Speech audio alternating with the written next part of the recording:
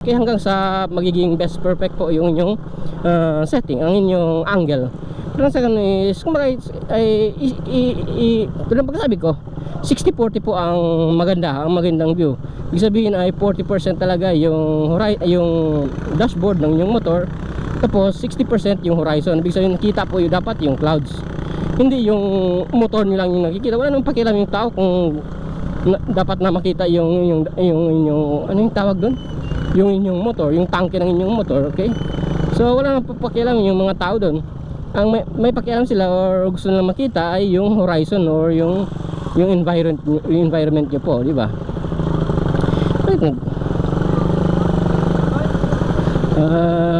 Sarado ba? Sarado. Ito na guys, kailangan natin bumalik. Sarado pala dito. Excuse. Medyo minalas po tayo ngayon. Close pala dito, nakalimutan ko rin. Close pala dito sa may San Roque Bridge, kasi ginagawa nila yung bridge niyan. So kailangan natin bumalik at dadaan tayo dun sa may Camino Nuevo. Kalimutan ko rin, dapat i-street pala tayo dun. So anyway, tuloy na pagkasabi ko, yun nga, ang isa sa napagpapangit po sa inyong footage ay ang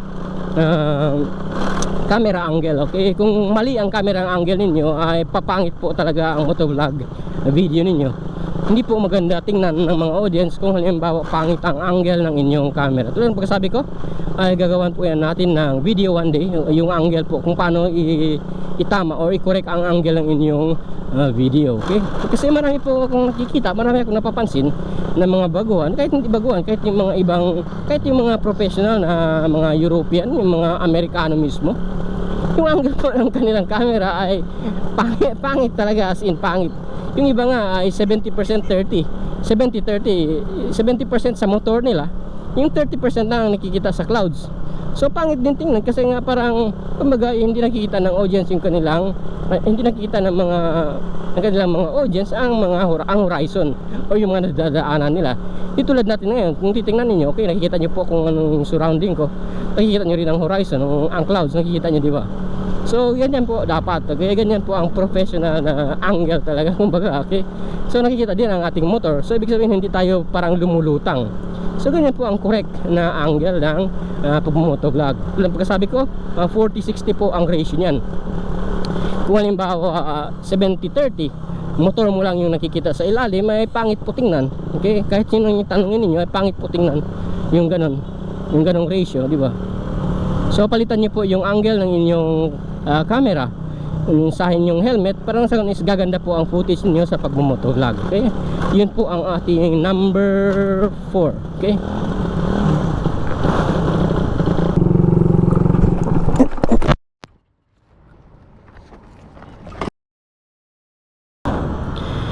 so yun nga, sa ating number 4 nga ay ang angle po ng inyong camera. Okay, so yan, medyo tinopak na naman, uminit na naman yung makina, kaya ito, pinapakuldan po natin. So tulad ng pagkasabi ko, yung number 4 natin ay ang angle ng camera. Kung pangit po yung angle ng inyong camera ay hindi po maganda sa inyong mga audience. Okay, tulad ng pagkasabi ko, ang tamang angle po or tamang ratio ng angle is 40-60.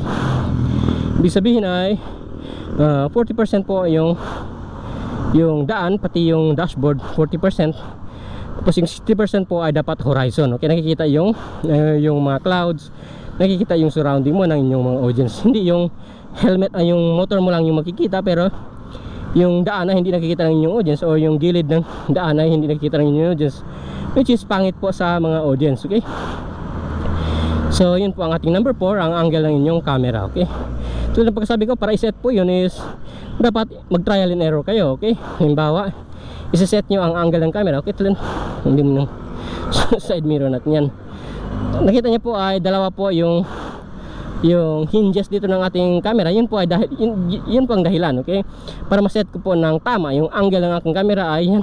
So nakita nyo po ay okay, dalawa po ang hinges niyan, parang sa is ma-set natin yung angle. Okay, yung tamang angle ay ma-set natin, yan po ang dahilan dyan.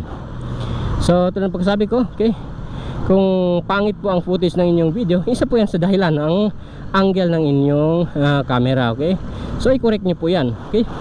Kung itama ninyo ang angle ng inyong camera, ay gaganda po ang footage ninyo.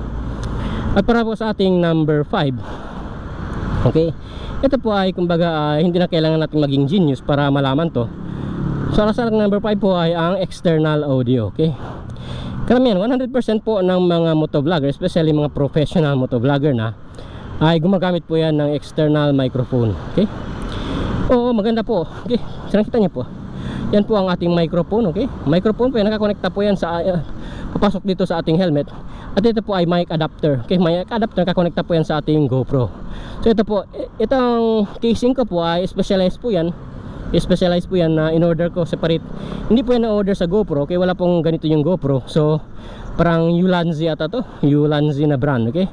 Na itong mic adapter po sa GoPro po yan, okay? Kasi yung mga Hero 5, Hero 6, Hero 7, kailangan po nito parang sa ganun is makabitan mo na external mic. Hindi tulad ng Hero 4, direct lang po, okay? Pero kung Hero 5, Hero 6, Hero 7 pataas ay dapat meron kayong microphone adapter.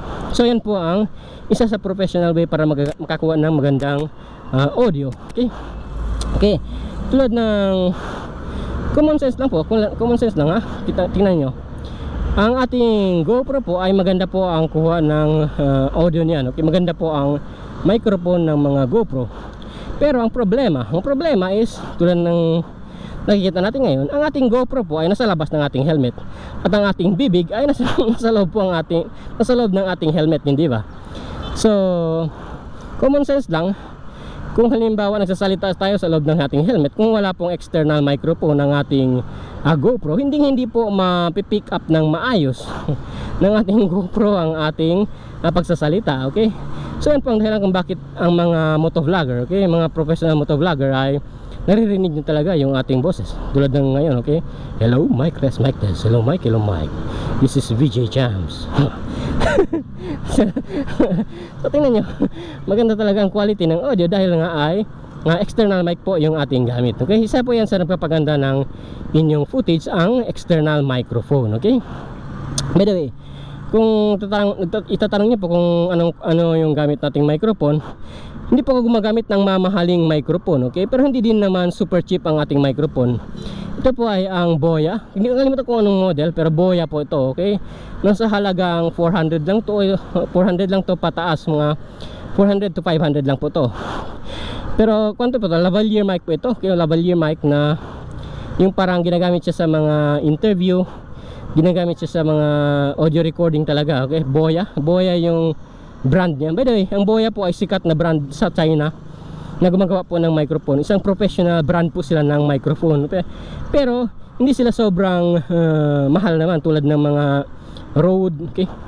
By the way, kung ikukumpara po natin, ang Rode po, pati mga Sennheiser, ang Rode na lavalier mic po, yung ganito nila, okay, nagkakahalaga po ng 3,000, okay?